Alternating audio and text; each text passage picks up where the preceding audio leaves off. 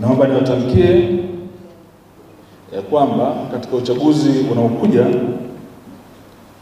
nitagombea jimbo la Mtumba.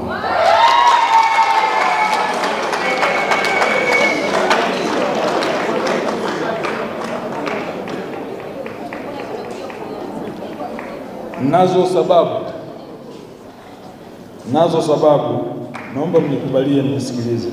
Niliomba sana msishangilie. Nazo sababu.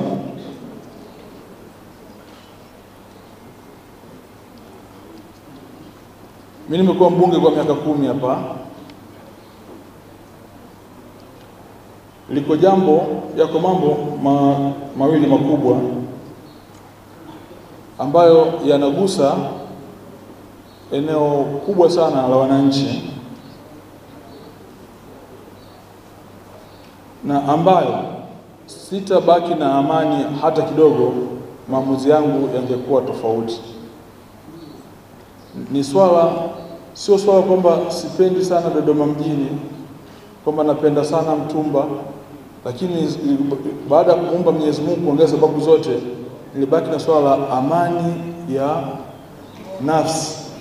Ndio ilikuwa jambo linanitatiza sana. Ndugu zangu, tuko na changamoto ya barabara ya kutoka Kilimani Mchuka Mvumi.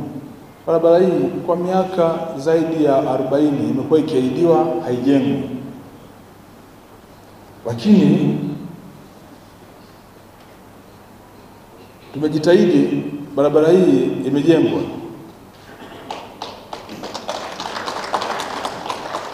Na mkandarasi yuko anaendelea na kazi kwenye barabara hii.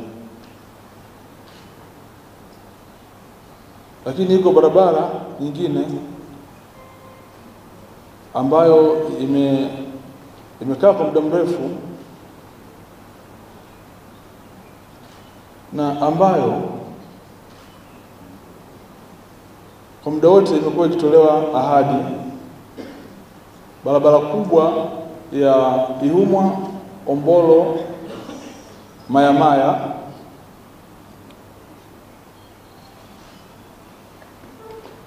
nimejitahidi kufikisha mpaka ilipofika hapa. Inaendelea bado kuhitaji nguvu yangu jambo hili liweze kutimia, na nimeangalia kwa njia ambazo nimepita, na nikiacha katikati na eneo linagusa zaidi ya watu 100,000 ambao imekuwa ni changamoto kubwa sana. Nimejitafakari sana, nikasema nikiondoka hii kitu haijatimia, nafsi yangu haiwezi kuwa na amani hata siku moja. Ningebaki na mzigo mkubwa sana katika moyo wangu. Kwa nilitamani kuona ndoto hii inatimia katika jambo hili, na hili ni lazima kuyafanya maamuzi yangu yaelekee huko. Lakini tumejenga hoja, jambo ambalo nimepambania kuanzia mwanzo. Tunajenga mji mpya wa kisasa, Ombolo Thematic Satellite City.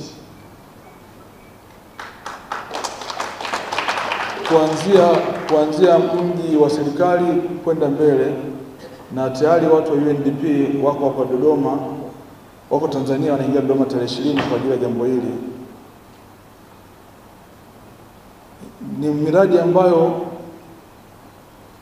nimekaa nimetafakari ya kwamba nimesaidia kuianzisha, nikija kuiacha njiani bila kutimia, ningebaki naumia sana moyoni, nafsi yangu, na mzigo ungekuwa mkubwa sana. Lakini kuna jambo lingine la Ihumwa Mashali Yard, na kwenyewe pia nilibaki kuwa na mzigo mkubwa sana.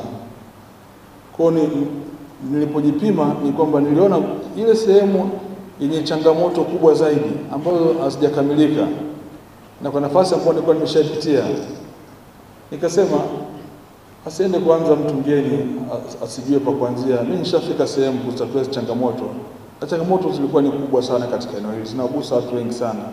Nikasema naomba mnikubalie, sikuwa na sababu nyingine yoyote kubwa, lakini sababu kubwa ni kwenda kuyakamilisha haya, na hao wengine basi wafurahie sehemu ya uongozi wetu kwa sababu ya changamoto kubwa ambayo inakabili maeneo hayo.